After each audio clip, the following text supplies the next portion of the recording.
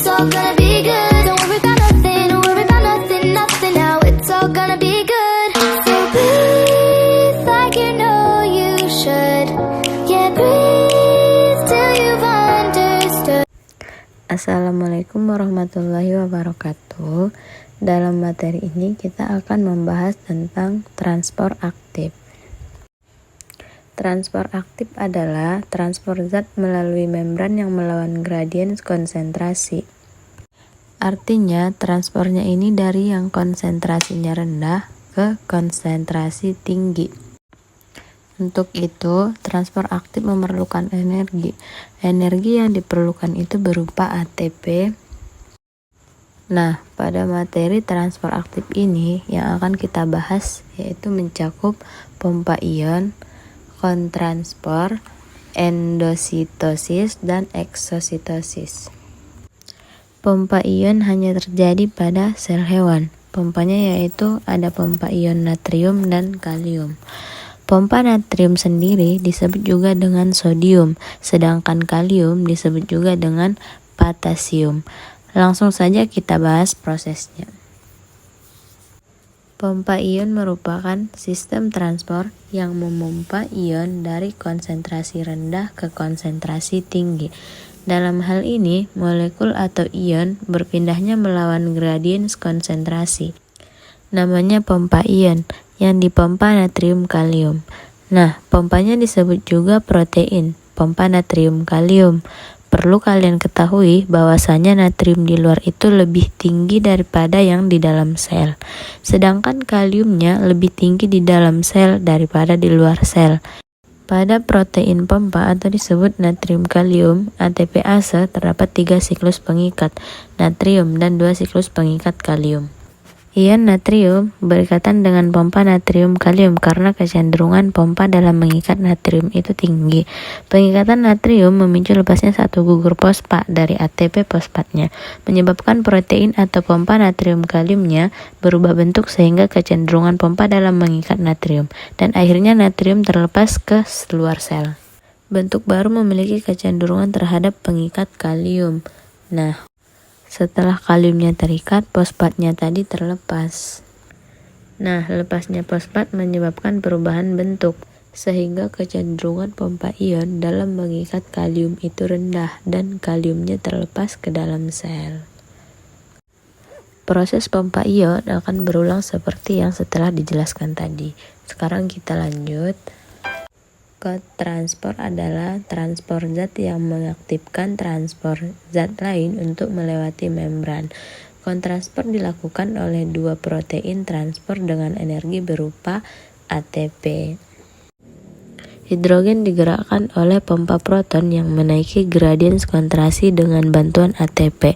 Nah, setelah hidrogennya dipompa keluar sel, nantinya hidrogen itu akan kembali lagi masuk ke sitoplasma, tapi yang dilewati protein lainnya yaitu kontransport sukrosa hidrogen. Awalnya hidrogen berikatan dengan sisi protein kontransportnya. Setelah berikatan, ion hidrogen akan membawa molekul lain melekat ke kontransport. Di sini ada sukrosa yang dibawa oleh hidrogen setelahnya. Keduanya setelah menempel dengan protein kontransportnya akan bersama-sama untuk masuk ke sitoplasma. Jadi, hidronya akan menuruni gradien konsentrasi. Jadi, kalau dilihat dari pengertian dua protein yang digunakan tadi, yang dimaksud adalah pompa protonnya sama kontransport sukrosa hidrogennya. Sedangkan tadi kan disebutkan kalau transport zat yang akan mengantar zat lain, jadi yang ditransfer hidrogen. Nah, hidrogennya nanti akan mengajak molekul lainnya, itu adalah sukrosa, untuk memasuki sel. Begitu prosesnya akan berulang terus-menerus. Kita lanjut endositosis. Endositosis adalah pemasukan zat atau molekul dari luar sel ke dalam sel melalui pembungkusan oleh membran sel. Endositosis meliputi peristiwa-peristiwa berikut, yaitu ada fagositosis, pinositosis, dan yang terakhir endositosis di berantai reseptor. Oke, lanjut. Fagositosis terjadi saat sel menelan partikel pada atau makanan dengan pseudopodia. Selanjutnya partikel dibungkus ke dalam kantong membran yang besar atau yang disebut vakuola. Prosesnya yang pertama, sel itu akan menelan partikel pada yang terjadi dengan cara menyembunyikannya dengan partikel tersebut dengan pseudopodia, lalu kemudian membentuk lekukan ke arah dalam sitoplasma. Lekukan tersebut terlepas dari membran plasma dan terbentuk vakuola. Vakuola terus bergerak dalam dan berdifusi dengan lisosom. Setelah berdifusi dengan lisosom, enzim pencernaan yang ada pada lisosom akan mencerna partikel pada tadi yang ada pada vakuola. Yang kedua itu pinositosis. Jika pinositosis yang ditelan adalah partikel padat, maka pinositosis yang ditelan adalah cairan ekstraseluler.